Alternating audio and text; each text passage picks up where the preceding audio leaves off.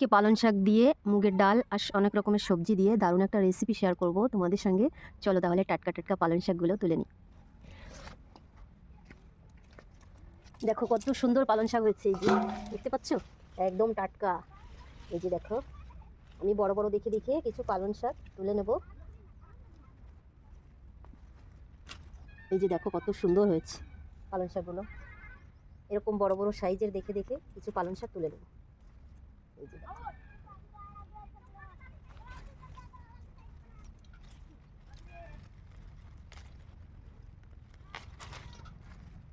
দেখেছো,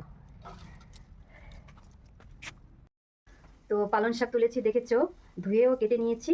এবার পালং শাকের সঙ্গে আর কি কি অ্যাড করছি চলো দেখাই।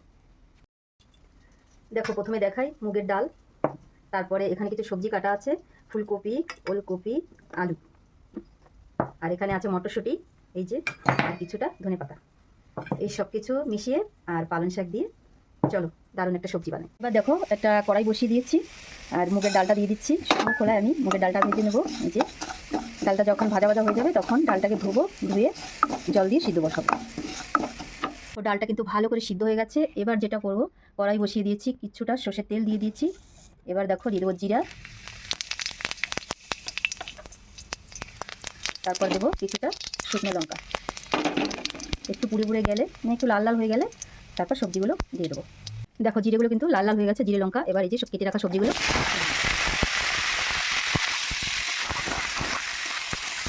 দেখো সবজিটাকে নুন হলুদ লঙ্কা গুঁড়ি দিয়ে ভালো করে লাল লাল করে ভেজে নিয়েছি। এই যে দেখো, এবার কি করব, এই যে মুগের ডাল, সিদ্ধ করে রাখা মুগের ডাল আধ ভাঙা করে করে এটি ভেঙে নিয়েছি। দেখো ফুটে নিয়েছি ভালো করে, আর একটু ফুটিয়েও নিয়েছি। জলটা গরম হয়ে গেছে, এবার এটাকে ঢেলে নেবো সবজির ভিতরে। কত সুন্দর লাগছে গ্রিন গ্রিন।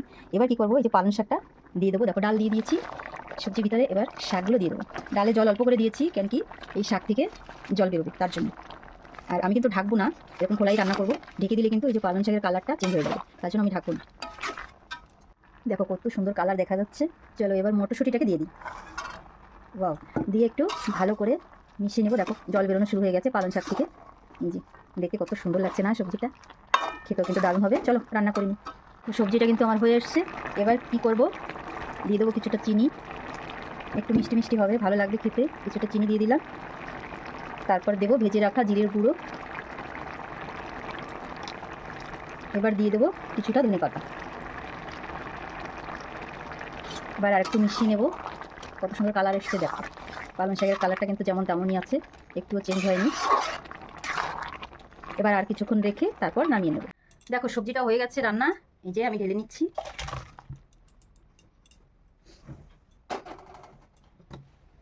দেখো কত সুন্দর হয়েছে, কালারটা যেমন দেখতেও তেমন হয়েছে সবজি। একদম কাছ থেকে দেখাই, এই যে দেখো। দেখো নিরামিষ দিনে তোমরা কিন্তু এরকম সুন্দর একটা সবজি রান্না করে খেতে পারো ঘরে। আর আমার সবজিটা রান্না কেমন হয়েছে কমেন্ট করে জানাবে। ভালো লাগলে আমার চ্যানেলটিকে সাবস্ক্রাইব করে আমার পাশে থাকবে।